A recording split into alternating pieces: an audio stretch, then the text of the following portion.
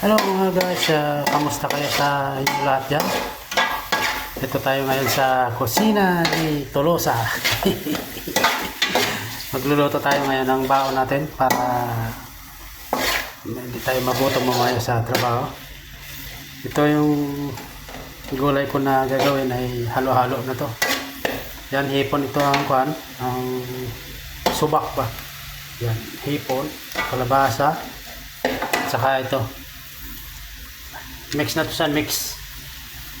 So lagyan na natin ng Knorr cubes pampasarap. Ayan mga guys, kunting ano muna.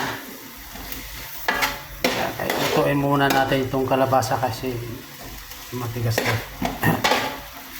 Ayan mga guys,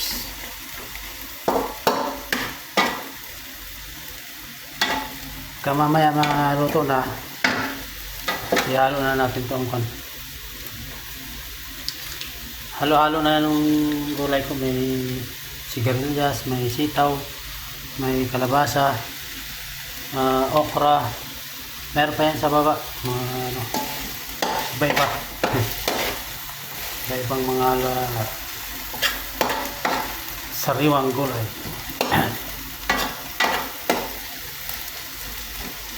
Guys, kailangan natin magbaon palagi kasi doon sa trabaho walang mabilhan ng pagkain doon, malayo. Kaya takpan muna natin saglit. Ayan mga guys, maya ihalo na natin ito ang ating gulay.